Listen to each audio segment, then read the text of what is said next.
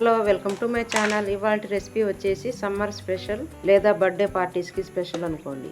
ఏదైనా సరే చాలా అద్భుతంగా కుదిరేటువంటి కోకోనట్ పుడింగ్ చెప్పబోతున్నాను. ఇంట్లో పచ్చి కొబ్బరి మిగిలిపోతే కేవలం 3 పదార్థాలతోనే ఇలా కోకోనట్ పుడింగ్ చేసేయచ్చు. వీడియో చూశాక పిల్లలు కూడా అంత ఈజీగా చేయగలరు.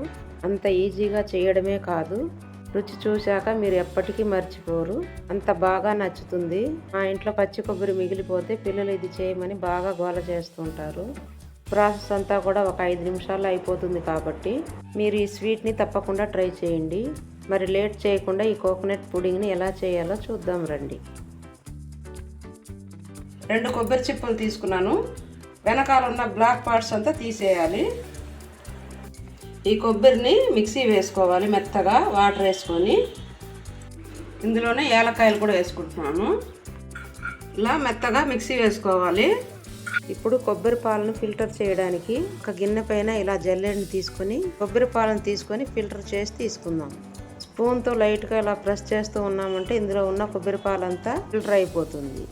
మళ్ళీ మనం నీళ్లు వేయకుండా చేయడం వలన ఈ కొబ్బరి తురుము కూడా వేస్ట్ చేయకుండా చక్కగా యూజ్ చేసుకోవచ్చు. దీన్నేం పడేయని అవసరం లేదు. లో ఫ్లేమ్లో ఫ్రై చేస్తే డెసికేటెడ్ కోకోనట్ లా తయారైపోతుంది. ఫస్ట్ తీసుకున్న కోకోనట్ మిల్క్ చూడండి ఎంత చిక్కగా వచ్చింది.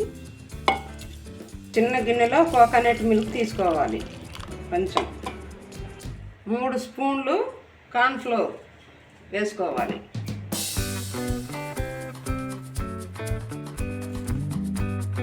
వేసుకొని గడ్డలు లేకుండా బాగా కలుపుకోవాలి.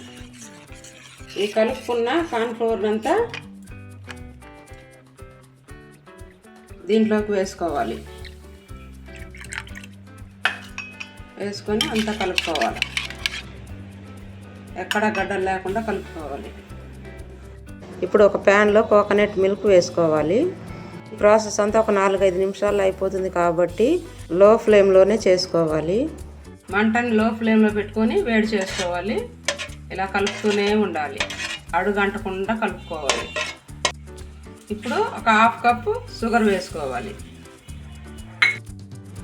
స్వీట్ నాకు సరిపోయింది. మీకు కావాలంటే 1-2 స్పూన్లు చూసుకొని వేసుకోండి. ఇలా గీత వేస్తే కలుసుకోకుండా ఉంటే ఉడికిపోయినట్టు లెక్క. చూడండి, మనకి ఈ చిక్కదనం సరిపోతుంది. కొంచెం ఎక్కువగా ఉడికిస్తే స్వీట్ అనేది కొంచెం గట్టిగా వస్తుంది. తక్కువగా ఉడికిస్తే స్వీట్ అనేది సరిగా రాదండి. కాబట్టి ఇంత థిక్నెస్గానే ఉడికించండి.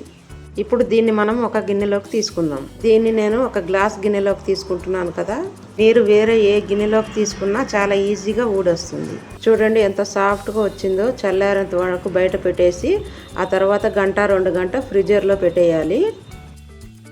ఈ కోకోనట్ పుడింగ్ని 2 గంటల సేపు ఫ్రిడ్జ్లో పెట్టేసి బయటికి తీసుకున్నాను చూడండి. ఇప్పుడు దీన్ని ప్లేట్లోకి బౌర్లు ఇచ్చి తిప్పామనుకోండి చాలా ఈజీగా గిన్నె నుంచి ఊడి వస్తుంది. ఇందులోకి గార్నిష్గా కొన్ని చెర్రీస్ని వేసుకుంటున్నాను. మనం దీన్ని నైఫ్తో కట్ చేసుకొనైనా స్పూన్తో డైరెక్ట్గా తీసుకొనైనా తినేయచ్చు. సాఫ్ట్గా చాలా రుచిగా ఉంటుందండి. మీ ఇంట్లో పచ్చి కొబ్బరి మిగిలిపోయినప్పుడు తప్పకుండా ట్రై చేసి చూడండి. డెఫినెట్గా నచ్చుతుంది. సో ఫ్రెండ్స్, ఈ సింపుల్ అండ్ టేస్టీ రెసిపీ మీకు నచ్చితే మీ ఫ్రెండ్స్కి, రిలేటివ్స్కి షేర్ చేయండి. ఈ రెసిపీని మీరు ట్రై చేసి మీకు ఎలా కుదిరిందో నాతో షేర్ చేసుకోవడం మర్చిపోవద్దు. లైక్ చేయండి, సబ్స్క్రైబ్ చేసుకోండి. Thank you for watching.